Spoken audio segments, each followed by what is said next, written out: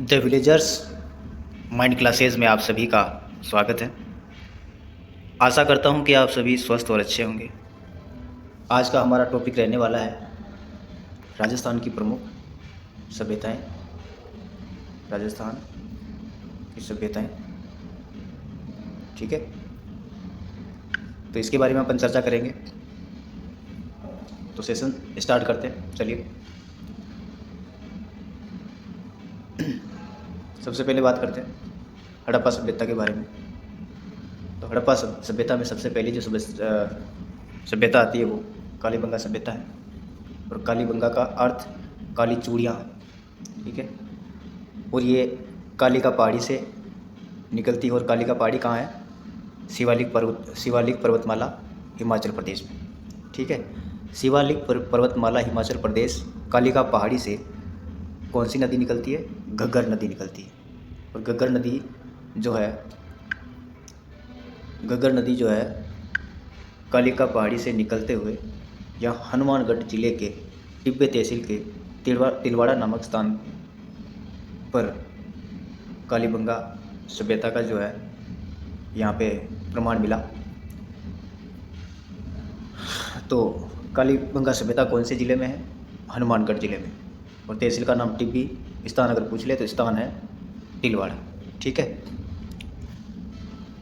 कालीबंगा सभ्यता घग्गर नदी के किनारे विकसित हुई, ठीक है। इसके बाद जो ये घग्गर नदी है यहाँ राजस्थान से निकलते हुए पाकिस्तान में घुस जाती है। पाकिस्तान पाकिस्तान में पंजाब प्रांत में। और ज़िला बहावल नगर स्थान अब्बास फोर्ट में ये घग्गर नदी जाती है, जिसका नाम वहाँ पे हकरा नाम कर दिया जाता है, ठीक है। हकरा नाम। अब बात करते हैं कालीबंगा सभ्यता की खोज किसने की और कब की। तो कालीबंगा सभ्यता की खोज 1952 में की। और किसने की? अमलानंद घोष ने, ठीक है। अब इसका उत्खनन किसने किया? इसका उत्खनन 1961 से 1969 तक किया गया। और 4 जनों ने किया था इसका उत्खनन। कितने जनों ने किया था? 4 जनों ने। अब उन 4 जनों के नाम क्या है ये देख लीजिए। पहला नाम है बीवी लाल ने, दूसरा बीके थापर ने, चौथा जेपी जोशी, चौथा एमडी खेर ने, ठीक है। और एक और चीज़, जो आपकी लक्ष्य वाली गाइड है उसमें 2 ही नाम मिलेंगे आपको, बीवी लाल ने और बीके थापर ने। बाकी ये 2 नाम नहीं मिलेंगे, जो कि ये भी उत्खनन के समय वहाँ पे कार्यरत थे, ठीक है। लेकिन ज़्यादातर जो है ये 2 ही पूछे जाते हैं, ठीक है। ये दोनों बीवी लाल और बीके थापर। बीवी लाल इसका पूरा नाम ब्रजवासी, बीके थापर का पूरा नाम बालकृष्ण, ठीक है। अब बात करते हैं अपन घग्गर नदी जो है उसके उपनामों के बारे में, ठीक है।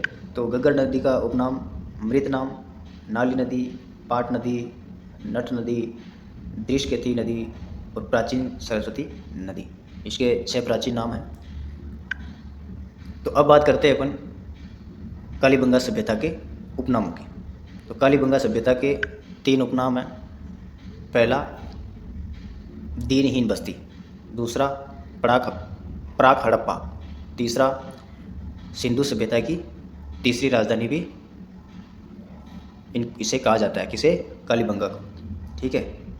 और सिंधु सभ्यता की तीसरी राजधानी किसने कहा था? दशरथ शर्मा ने, ठीक है। चलिए आगे बढ़ते हैं। अब इसके साक्ष्य जो है वहाँ से क्या क्या अपने को मिले कालीबंगा सभ्यता से, उसके बारे में अपन बात करेंगे। और ये सभी जो पॉइंट है आपको नोट करने हैं, ऐसे के ऐसे छाप लेना आपको अपनी नोटबुक में, ताकि दोबारा वीडियो देखने की ज़रूरत ना पड़े और किसी दूसरी पुस्तक में पढ़ने की भी ज़रूरत ना पड़े। तो चलिए रीडिंग मार लेते हैं इसी फटाफट।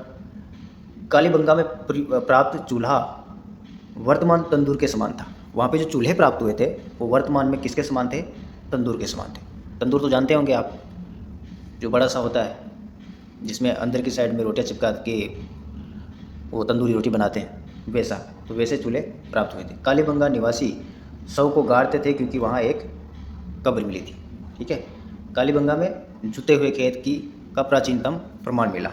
ठीक है। पक्की ईंटों से निर्मित नालियाँ मिली, अलंकृत ईंटों युक्त आंगन मिले, मात्र शतात्मक प्रणाली थी, एक खोपड़ी मिली जिसमें 6 छेद थे। कितने थे? 6। भवनों में दरारें मिली, शल्य चिकित्सा की जानकारी मिली यहाँ से, और हाइड्रोस्पेलिस रोग के साक्ष्य मिले। कौन से रोग के साक्ष्य मिले? हाइड्रोस्पेलिस रोग के। तो हाइड्रोस्पेलिस रोग का उपनाम जो है वो जल कपाली रोग या पुरा रोग है। ठीक है। व्याघ्र चीते की मुद्रा मिली, व्याघ्र या चीते की मुद्रा मिली, जिसके दूसरी तरफ महिला का अंकन था। वहाँ पे जो सिक्के मिले थे उसमें व्याघ्र या चीते की मुद्रा मिली थी। ठीक है, जिसकी दूसरी तरफ किसका अंकन था? महिला का अंकन था। तो चलिए आगे बढ़ते हैं।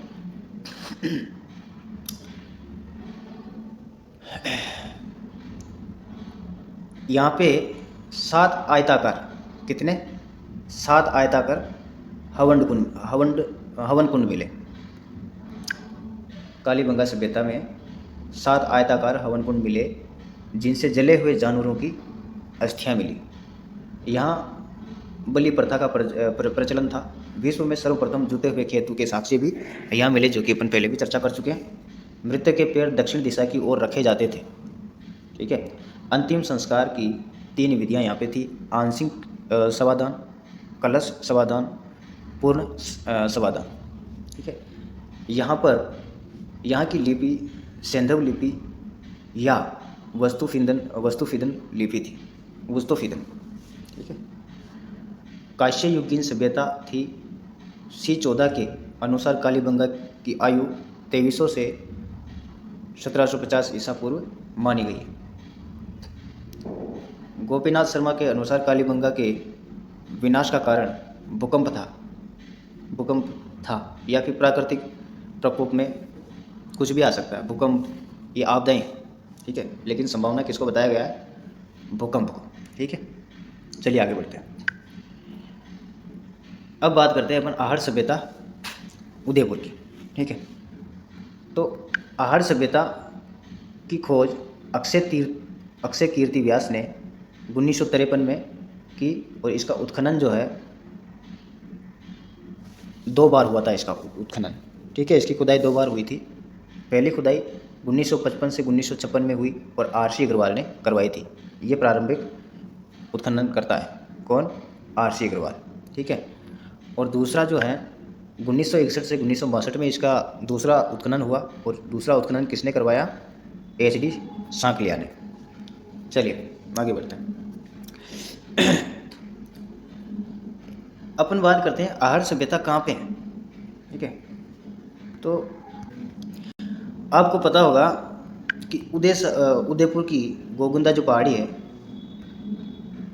उस गोगुंदा पहाड़ी से एक नदी निकलती है, उसका नाम है आयड़ नदी। कौन सी? आयड़ नदी। ये गोगुंदा की पहाड़ी से निकलते हुए उदय सागर झील में मिलती है, और फिर उदय सागर झील से जो नदी निकलती है यही नदी है, लेकिन यहाँ से जो वापस ये निकलती है तो इसका नाम आयड़ से, अच्छा आयड़ नदी से क्या हो जाता है? बेड़च नदी हो जाता है। और बेड़च नदी कहाँ जाके मिलती है? बनास नदी में। तो जो ये आहड़ सभ्यता है ये कहाँ पे स्थित है? बेड़च नदी के किनारे पर। कहाँ पे है? बेड़च नदी के किनारे पर। ठीक है, बेड़च नदी के जो है अपन उपनाम देख लेते हैं। तो इसके 4 उपनाम हैं: बनास संस्कृति, ताम्रवती नगरी सभ्यता, धूलकोट, मृदभांडु की सभ्यता। अच्छा सॉरी, बनास नदी के किनारे आर्य सभ्यता विकसित हुई। ये आर्य सभ्यता के उपनाम है, नदी के नहीं है, सॉरी। आर्य सभ्यता के 4 उपनाम हैं: बनास संस्कृति, ताम्रवती नगरी सभ्यता, धूलकोट और मृदभांडु की सभ्यता। ठीक है, अब अपन बात कर लेते हैं इनके साक्ष्य जो मिले आर्य सभ्यता से, जो प्रमाण मिले उनके बारे में बात करते हैं। तो ये ग्रामीण सभ्यता थी, पितृ शतात्मक थी। एक घर से 6 चूल्हे मिले, संयुक्त परिवार था, सामूहिक या फिर सामूहिक भोज के साक्ष्य मिले, पूजा की थाली मिली, अन्न भंडार हेतु कोठे, गोरे व ओवरी मिली। ठीक है, आगे बढ़ते हैं। तांबा गलाने की भट्टियाँ मिली, कुल्हाड़ी, त्रिशूल, अंगूठी व तांबे की चूड़ी मिली। 6 यूनानी ताम्र मुद्रा, 3 मोहरें मिली जिन पर यूनान के देवता अपोलो का चित्र मिला। ठीक है। आहड़ ताम्र नदी नगरी सभ्यता थी। मृतक के पैर दक्षिण दिशा में रखे जाते थे। मृतक को आभूषणों सहित दफनाया जाता था। ठीक है। गोपीनाथ शर्मा के अनुसार आहड़ के विनाश का कारण प्राकृतिक प्रकोप था। C14 के अनुसार इसकी आयु 1900 से 1200 ईसा पूर्व मानी गई है। किसकी? आहड़ सभ्यता की। आहड़ से लाल व कृष्ण चित्रित मृद भांड प्राप्त हुए। पत्थर की आटा चक्की भी यहाँ प्राप्त हुई। आहड़ वासियों की आय का मुख्य स्रोत उद्योग धंधे थे। ठीक है। चलिए आगे बढ़ते हैं। अब अपन बात करते हैं रंग महल सभ्यता की। तो यह रंग महल सभ्यता जो है हनुमानगढ़ जिले में स्थित है। ठीक है। इसका उत्खनन डॉक्टर हन्ना रीड ने करवाया। किसके निर्देशन में करवाया? अच्छा, इसका उत्खनन हन्ना रीड ने करवाया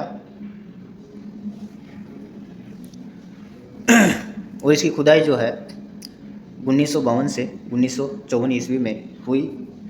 यहाँ से कुषाणकालीन गुरु व शिष्य की प्रतिमा मिली और इसकी खुदाई जो हुई है रंग महल सभ्यता की, ये अन्ना रीड के निर्देशन में हुई है। ठीक है। अब बात करते हैं सौंपी सभ्यता। ठीक है। ये कहाँ पे है? बीकानेर में। इसका उपनाम कालीबंगा प्रथम। उसके बाद बात करते हैं नौहा सभ्यता। ये भरतपुर जिले में है। इसका उत्खनन R.C. अग्रवाल ने करवाया और यहाँ से जो साक्ष्य मिले, यज्ञ की प्रतिमा, साक्ष्य जो है यहाँ पे प्रमाण मिले, यज्ञ की प्रतिमा मिली। इसे जाख बाबा कहते हैं। यज्ञ की प्रतिमा मिली और यज्ञ को क्या कहते हैं? जाख बाबा। ठीक है। स्वास्तिक चिन्ह मिला। स्वास्तिक चिन्ह जानते हो ना आप? ये वाला चिन्ह, ये स्वास्तिक है। ठीक है। स्वास्तिक चिन्ह मिला। अब बात करते हैं कुराड़ा सभ्यता। ये नागौर जिले में है। कृषि के औजार मिले यहाँ से। ठीक है। बालाथल सभ्यता, ये उदयपुर जिले में है। 11 कमरों वाला भवन मिला। किसमें? बालाथल सभ्यता में। ठीक है। चलिए आगे बढ़ते हैं। सब चीज़ें इंपॉर्टेंट हैं, आप लिख लेना, इनको नोट कर लेना, ऐसे कैसे छाप लेना अगर आपको याद करना है, पढ़ना है तो। बाकी इससे अच्छा नोट्स आपको कहीं नहीं मिलेगा, चाहे आप कितनी भी बेस्ट कोचिंग क्लासेज में चले जाओ, इससे अच्छा नोट्स आपको नहीं मिलने वाला। या तो यही मैटर मिलेगा या इससे हो सकता है थोड़ा कम, या हो सकता है कुछ भी हो सकता है। भाई सबका अपना अपना तरीका होता है, मैंने अपना तरीका बताया। ठीक है। बाकी इससे आउट क्वेश्चन नहीं जाएंगे आपके, ये मैं कह सकता हूँ, बाहर नहीं जाएंगे। ठीक है।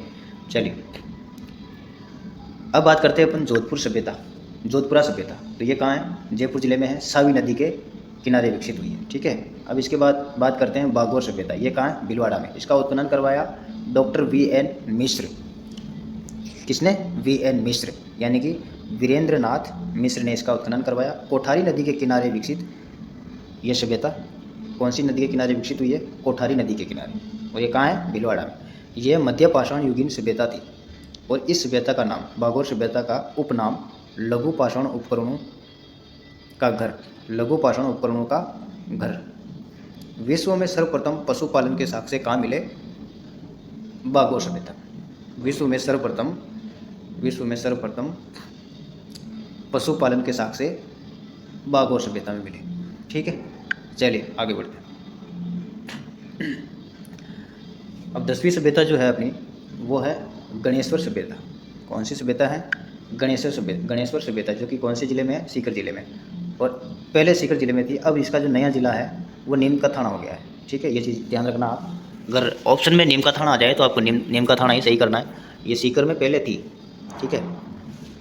तो गणेश्वर सभ्यता की खोज 1972 में R.C. अग्रवाल ने की थी। उत्खनन इसका 1972 से 1977 में R.C. अग्रवाल ने और विजय चंद्र अग्रवाल ने करवाया। गणेश्वर सभ्यता का उपनाम ताम्र जननी सभ्यता, पुरातत्व का पुष्कर, ये इनके उपनाम है। यहाँ से सर्वाधिक शुद्ध ताम्र वस्तुएं प्राप्त हुई। कितनी प्रतिशत? 99%। ठीक है। अब यहाँ से जो साक्ष्य मिले, प्रमाण मिले, वो देख लेते हैं। मछली पकड़ने का कांटा यहाँ से मिला। कहाँ से? गणेश्वर सभ्यता से। भवन एवं बांध निर्माण में पत्थरों का प्रयोग हुआ।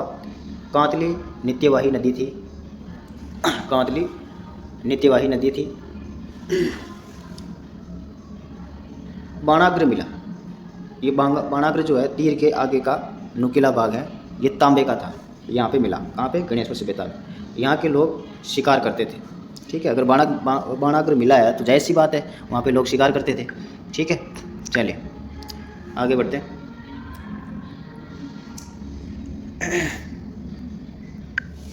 यहाँ के लोग मांसाहारी व शाकाहारी अर्थात सर्वाहारी थे, ठीक है। यह ताम्र पाषाण युगीन सभ्यता थी, 2800 ईसा पूर्व मानी जाती है, ठीक है। चलिए आगे बढ़ते हैं। और ये अब बात करते हैं बेराट सभ्यता कोटपुतली। कौन सी सभ्यता? बेराट सभ्यता, जो कि कौन से ज़िले में पड़ती है? कोटपुतली ज़िले में। खोज इसकी 1937 में राय बहादुर दयाराम साहनी ने की थी। राय बहादुर दयाराम साहनी ने बेराट सभ्यता की खोज की। इसका उत्खनन 1961 से 1962 में कैलाशनाथ दीक्षित हुआ है। नील रत्न बनर्जी ने इनका उत्खनन शुरू किया, ठीक है। राजस्थान की एकमात्र ऐसी सभ्यता थी जिसकी खोज स्वतंत्रता प्राप्ति से पूर्व और उत्खनन स्वतंत्रता प्राप्ति के बाद हुआ था। 1937 में इसकी खोज हुई थी। कब हुई थी? 1937 में इसकी खोज हुई थी और इसका उत्खनन जो है 1961 में शुरू हुआ था। यानी कि इसलिए कहा है कि स्वतंत्रता से पूर्व तो इसकी खोज हुई और उत्खनन जो कार्य हुआ स्वतंत्रता प्राप्ति के बाद, ठीक है। आगे बढ़ते हैं। अर्जुन ने बाण लगाया बेराट पहाड़ी पर, जिससे बाणगंगा नदी विकसित हुई। बेराट की पहाड़ियों की उत्तर दिशा में 5 पहाड़ियाँ स्थित हैं। बेराट की पहाड़ियों की उत्तर दिशा में 5 पहाड़ियाँ स्थित हैं। अब उनके नाम जान लो कौन कौन से हैं, ठीक है। पहली जो है बीजक डूंगरी, भौमली डूंगरी, गणेश डूंगरी, महादेव डूंगरी और भीम डूंगरी, ठीक है। 5 डूंगरियाँ हो गई। बाणगंगा के उपनाम। अब अपन जान लेते हैं बाणगंगा जो नदी है उसके 4 उपनाम हैं। तीर गंगा, अर्जुन की गंगा, ताला नदी और रुंडित नदी, ठीक है। बाणगंगा के किनारे से बेराट सभ्यता की बेराट सभ्यता विकसित हुई। कहाँ से? बाणगंगा के किनारे से। अब बात करते हैं यहाँ से जो अपने को प्रमाण मिले हैं, उन प्रमाणों के बारे में अपन बात करते हैं, ठीक है। बेराट से बुद्ध मठ व बुद्ध स्तूप मिले। बेराट से बुद्ध की प्रतिमा मिली। बेराट की लिपि शंख लिपि है। बेराट की लिपि कौन सी लिपि है? शंख लिपि। बेराट बुद्ध धर्म से संबंधित राजस्थान का सबसे प्राचीन केंद्र था। सूती कपड़े में लिपटी 36 मुद्रा मिली, जिन पर कितने पंचमार्क थे? 8। जो 36 मुद्राएं मिली उन पर 8 प्रकार के पंचमार्क थे।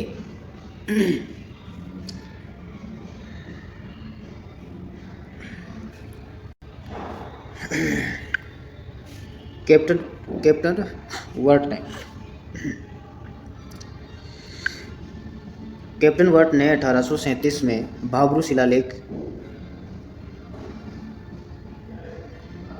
यानी बीजक डूंगरी से इसकी खोज की। किसकी? बेराट सभ्यता की, ठीक है। हेनसोंग ने बेराट की यात्रा की। और हेनसोंग कौन था? चीनी यात्री। हेनसोंग राजस्थान में सर्वप्रथम कहाँ आया? भीनमाल जालौर में, ठीक है। और हेनसोंग के जो उपनाम है यात्रियों का राजकुमार, नीति का पंडित, शाक्य मुनि। और इस हेनसोंग ने नाम दिया बेराट को पायरू। बेराट को क्या नाम दिया? पायरू। और भीनमाल को नाम दिया पीलो मोली, ठीक है। अब आखिरी सभ्यता है अपनी रेंड सभ्यता, ठीक है। डेल नदी के किनारे विकसित हुई है। उत्खनन इसका 1938 से 1940 में एन.के. पुरी ने किया। यहाँ से अपोलो टोड्स सिक्के मिले। इसे राजस्थान का टाटा नगर भी कहते हैं। किसको? रेंड सभ्यता टोंक को। और टोंक को पता है आपको क्या कहते हैं? राजस्थान का टाटा नगर, ठीक है। तो इसी के साथ बहुत बहुत धन्यवाद। जो मैंने मेहनत करके जो नोट्स बनाए हैं, आशा करता हूँ वो बहुत काम आएंगे आपके और नोट्स बनाने में आपकी मदद करेंगे। और काफ़ी अच्छे नोट्स है, इसलिए आपको हो सकता है कि किसी किताब का सहारा नहीं लेना पड़ेगा। खास करके BSTC और पशु परिचय के लिए तो आपको बिल्कुल भी किताब देखने की ज़रूरत नहीं पड़ेगी इन सब्जेक्ट में जो मैं आपको पढ़ा रहा हूँ। धन्यवाद। मिलते हैं अगली क्लास में। Thank you.